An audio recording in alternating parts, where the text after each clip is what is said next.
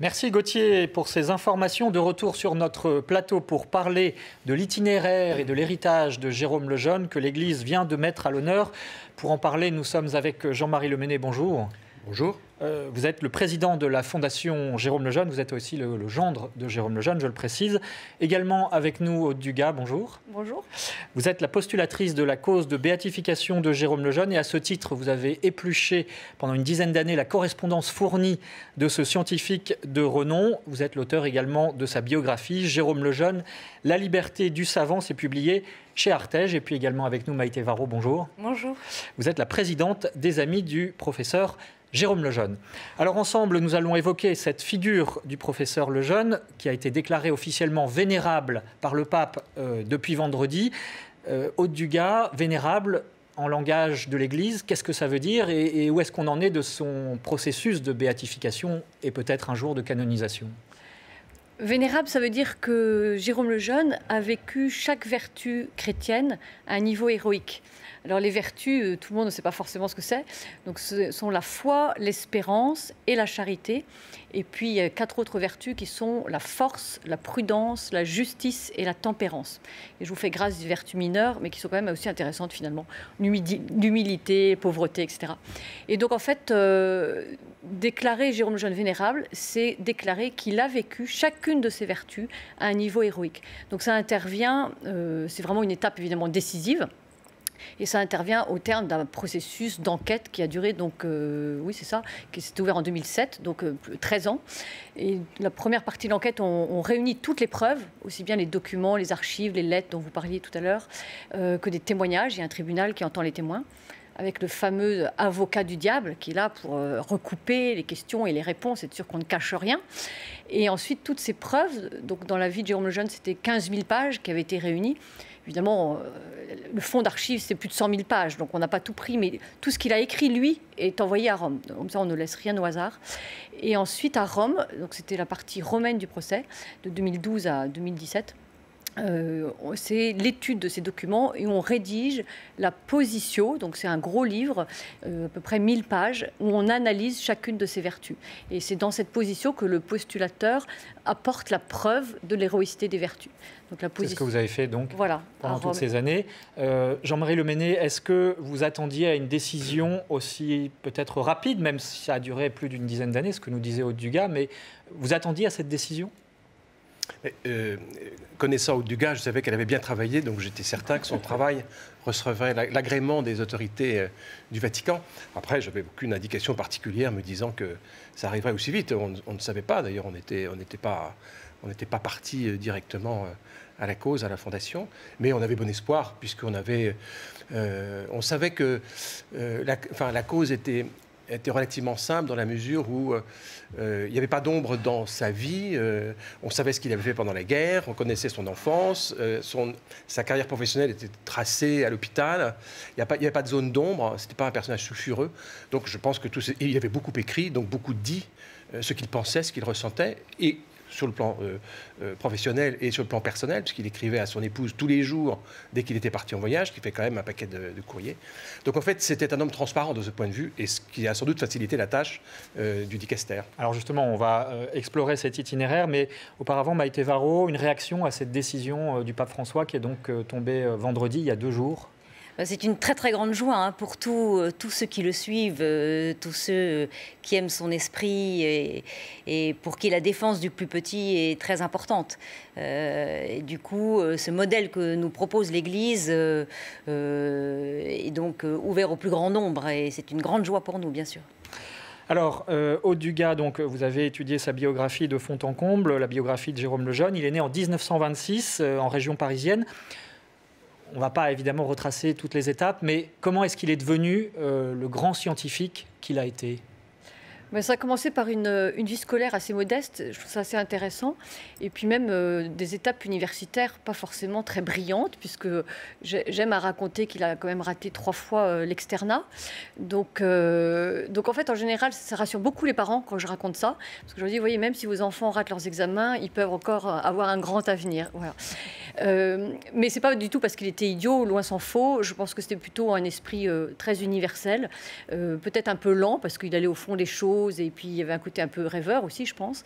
Et puis quand il s'est retrouvé, donc il est devenu médecin quand même, et quand il s'est retrouvé dans le service du professeur Turpin, donc généticien, qui lui a proposé de s'occuper des enfants qu'on appelait alors mongoliens, là nous sommes dans les années 52, en fait il s'est pris de passion tout de suite pour ses enfants, et il a tout de suite dit je veux trouver pourquoi ils sont comme ça, et je veux trouver comment les guérir.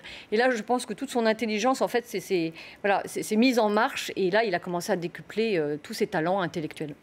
Jean-Marie Lemenez, je voudrais qu'on s'arrête sur cet épisode parce qu'effectivement, ça a été déterminant pour la carrière de Jérôme Lejeune. Mais pourquoi a-t-il fait ce choix, cette décision de s'occuper de ces enfants-là en particulier ?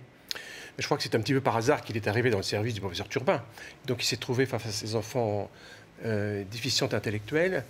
Et après, il s'est intéressé dans le détail, il ne comprenait pas pourquoi, il a essayé de rechercher. C'était dans les années 50, peu de temps après la découverte du nombre caractéristique des chromosomes dans l'espèce humaine. Donc on venait de découvrir, c'est pas lui qui l'a fait, mais que le nombre caractéristique était 46. Et puis c'est pour les premières fois qu'on commence à faire l'analyse du génome. On compte les chromosomes et en comptant, il s'aperçoit qu'il y en a un 47e. Donc il renouvelle l'expérience. Pour les enfants atteints de trisomie 21. Les enfants atteints de mongolisme, disait-on à l'époque. Et donc après cette découverte, il a publié. Et très très rapidement après, il s'est dit, une fois que j'ai trouvé ça, il faut que je trouve comment mettre en échec cette pathologie dont la caractéristique la plus pénible pour eux et pour la société, c'est le fait qu'ils sont déficients intellectuels. Donc c'est tout de suite après qu'il s'est dit, il faut que je mette en échec cette anomalie pour leur rendre les aptitudes qu'ils portent en eux, mais qu'ils ont du mal à exprimer à cause de ce désordre génétique. Et ce qui est beau, c'est cette espérance qui l'a toujours animé. Même récemment, j'ai encore entendu des médecins dire « mais de toute façon, il n'y a rien à faire ». Alors qu'on était encore beaucoup plus loin de ça à l'époque, il a toujours cru qu'en cherchant, qu'en utilisant cette intelligence qu'il tenait de son créateur, il arriverait à un résultat. Justement, Aude Dugas, est-ce qu'il y avait derrière cette envie de les guérir, une vision philosophique et sûrement peut-être religieuse qui le guidait ? Moi, je crois que c'était déjà un sentiment tout à fait naturel. Face à ces enfants blessés dans leur intelligence, son cœur a fait un bond vers eux pour les soigner. C'est, je pense, le sentiment quand même de tout médecin. Les médecins veulent le bien de leurs patients. Après, certains, devant la souffrance, la maladie ou emportés un peu par la mode eugénique, baissent les bras. Lui n'a jamais baissé les bras. Et puis, alors, à ça se joint peut-être aussi une vision nourrie par la philosophie. Mais c'est évident que pour lui, chaque être humain est un frère. Il parlait de la fraternité biologique et que donc personne ne pouvait s'octroyer le droit de décider quel être humain avait le droit de vivre ou pas. Donc voilà, pour lui, philosophiquement, c'était impossible. Et puis après, sa foi lui donnait une raison supplémentaire, bien sûr, en sachant que chaque enfant est à l'image et à la ressemblance de Dieu. Mais d'abord, sur un plan purement naturel, pour lui, c'était une évidence. Et c'est pour ça que son message était entendu par des tas de médecins dans le monde qui n'avaient pas la foi, mais qui se disaient, mais oui, comme médecin, je dois supprimer la maladie, mais pas le malade, c'est une évidence. Alors, je voudrais qu'on s'arrête sur donc cet épisode, c'est 1958, la découverte qui l'a lancé au plan international, découverte donc des causes de la trisomie 21. Et puis, très rapidement, il est invité aux États-Unis et il reçoit le prix Kennedy. Donc ça, on est en 62. Racontez-nous cette histoire parce qu'elle est quand même émouvante, cette rencontre avec le président Kennedy, dont on les voit d'ailleurs sur la photo là à l'écran. En fait, les Américains avaient repéré Jérôme Lejeune déjà depuis un moment, comme le généticien sans doute le meilleur de France, puisqu'en fait, les jeunes chercheurs américains étaient envoyés faire leur tour d'Europe. Vous savez, comme autrefois, on faisait le tour d'Europe pour l'art et la poésie. Là, c'était les chercheurs américains. Et dès avant la découverte de la trisomie 21, ils venaient voir 2 généticiens en France, dont le jeune Jérôme Lejeune. Donc ensuite, la découverte de la trisomie, donc là, les Américains se disent, mais se l'arrachent, le veulent absolument. Donc on lui propose aux États-Unis d'aller travailler à la Columbia University, on propose de créer une chaire de génétique exprès pour lui. Il refuse, il reste en France. Et les Américains veulent évidemment le reconnaître quand même officiellement et l'honorer. Et donc, c'est ce fameux prix Kennedy. Mais alors, ils ne lui disent pas. Ils lui disent qu'il est invité à un congrès aux États-Unis, qu'il est invité à un dîner à la Maison-Blanche. Donc, il y va. C'est toujours intéressant de rencontrer le président quand il vous invite des États-Unis. Et c'est la veille quand il est à l'hôtel, il reçoit un courrier, et là on lui dit demain vous recevez le prix Kennedy. Et alors du coup il écrit à Birth à Paris, il dit mais je suis sa femme. À sa femme, il dit je suis tellement heureux, mais je suis tellement triste que tu sois pas là pour recevoir le prix avec moi, mais l'année prochaine tu viendras à New York avec moi et on reviendra. Voilà. Donc c'est quand même c'est évidemment un grand événement, surtout qu'il le reçoit en même temps que Chio et Levan, justement, qui ont découvert l'existence des 46 chromosomes. Donc Chio et Levan, le monde entier connaît son nom. Jérôme Lejeune, voilà, c'est du même niveau. Donc c'est évidemment un grand événement pour la carrière de Jérôme. Jean-Marie Lemenné, on peut dire que c'est le père, on dit souvent cette expression, mais le père de la génétique moderne? C'est-à-dire qu'il a été celui qui a découvert la maladie génétique la plus fréquente, qui occasionne la pathologie la plus sévère avec ce déficit intellectuel. Et en même temps, il est celui qui est le premier, comme le disait Maïté Varro, à penser qu'on pouvait venir à bout d'une maladie génétique. Quand on disait maladie génétique, autrefois, ça voulait dire il n'y a rien à faire.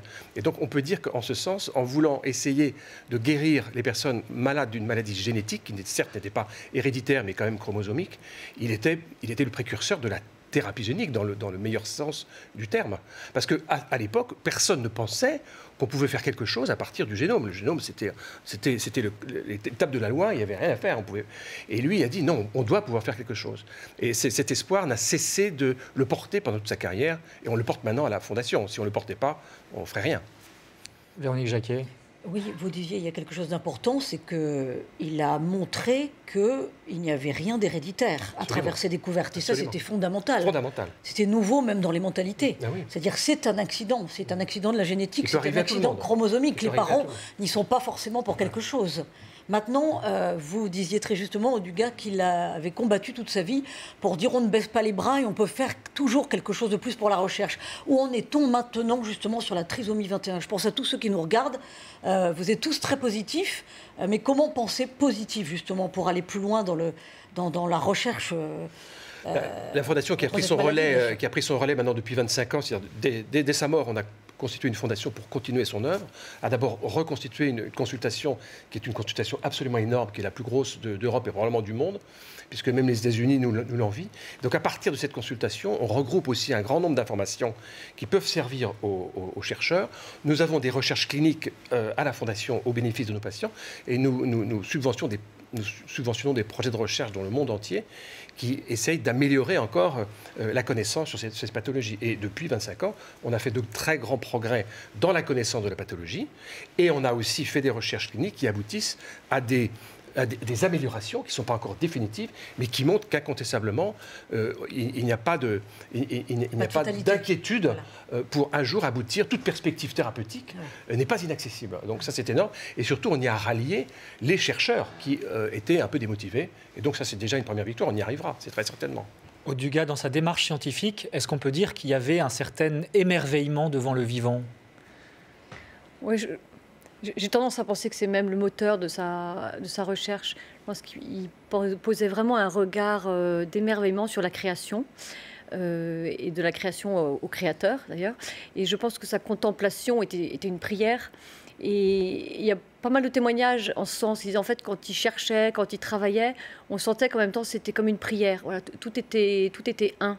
Et un chercheur un jour me disait, en fait, une fois, j'étais arrivée avec un modèle moléculaire pour travailler donc, sur la trisomie.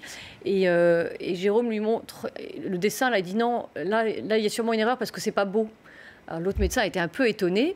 Il a dit non, parce que la création est belle. Donc si là, c'est pas beau, c'est que l'erreur est là. Oui, donc c'est un regard très déroutant. Et je pense que c'est une des raisons pour lesquelles la communauté scientifique ne l'a pas toujours suivi. Parce qu'il avait un regard tellement entier, tellement complet, mais du coup avec beaucoup de hauteur. Et pour les chercheurs qui sont parfois plus terre à terre, ça peut être déroutant. Mais cette hauteur de vue ne l'empêchait pas d'être aussi, évidemment, très, très rigoureux dans ses recherches. Et je souligne cet aspect parce que, comme on sait que voilà, c'était un grand chrétien, on peut avoir tendance à dire la poésie, l'enthousiasme l'emportait sur la rigueur. Absolument pas. C'était d'abord un scientifique chrétien, bien sûr, mais c'était un scientifique très rigoureux dans sa façon d'aborder les choses, la réflexion et bien sûr ses recherches. Alors il y a un épisode que je voudrais que vous nous racontiez brièvement, c'est qu'il ne s'est pas intéressé uniquement à la génétique et à la trisomie 21, mais également à tout ce qui concernait l'atome. Et c'est pour cette raison que Jean-Paul II, dont il était très proche, on y reviendra, l'a envoyé rencontrer en pleine guerre froide Khrouchtchev. Et cette rencontre montre quand même sa stature aussi internationale. Oui, vous avez raison, c'est un moment quand même, un épisode... Brejnev, pardon. C'est un épisode très intéressant de la vie de Jérôme Lejeune. Donc, en fait, les premières recherches qu'il a faites, en même temps que les recherches sur le mongolisme, devenu la trisomie 21, c'était sur les radiations atomiques. On est dans les années 50, peu de temps après Hiroshima, Nagasaki. Évidemment, tous les généticiens s'intéressent aux effets des radiations ionisantes sur les descendants des personnes qui avaient été, ou les personnes elles-mêmes qui avaient été irradiées. Donc, Jérôme Lejeune travaille beaucoup là-dessus et il est déjà repéré comme un des meilleurs chercheurs, donc nommé expert auprès de l'ONU sur ces sujets. Et donc il part déjà en 1958 aux États-Unis faire des congrès, représenter la génétique française sur ces questions-là. Et ensuite, donc toutes les recherches dont on a parlé s'enchaînent. Il a fait d'autres découvertes que la trisomie, la maladie du cri du chat notamment. Et il est nommé en 78 ou 79 membre de l'Académie pontificale des sciences, qui est l'académie qui regroupe, je pense, le plus de prix Nobel au mètre carré. Voilà. Il y a une densité de personnes qui ont le prix Nobel dans cette académie, puisqu'évidemment, c'est une académie des sciences. On va devoir marquer une courte pause, peut-être. Terminons l'histoire, si vous le voulez bien. Voilà. Vous le voulez bien. Les scientifiques, ils ne sont pas d'ailleurs catholiques. Voilà. Ils ne sont pas du tout catholiques, spécialement. Ils sont experts dans leur domaine. Et Jérôme Lejeune a été nommé là, notamment pour son expertise sur les radiations atomiques. Et en 81, c'est la pleine guerre froide, comme vous l'avez dit. Et du coup, le pape Jean-Paul II lui réunit ses chercheurs et leur demande d'étudier les risques que comporterait une guerre atomique. Alors, on sait bien que ce ne serait pas très amusant, mais là, le constat qu'ils en font est plus qu'alarmant. Ils disent que c'est vraiment absolument épouvantable. Et devant le drame que cela suppose, le pape envoie des émissaires dans tous les 7 pays à l'époque qui avaient la bombe atomique. Et c'est Jérôme Lejeune qui est envoyé auprès de Brejnev. Donc c'est la première fois en fait que l'Union soviétique reçoit un envoyé du Vatican. On se retrouve dans un instant pour continuer cet itinéraire du savant qu'était Jérôme Lejeune. À tout de suite.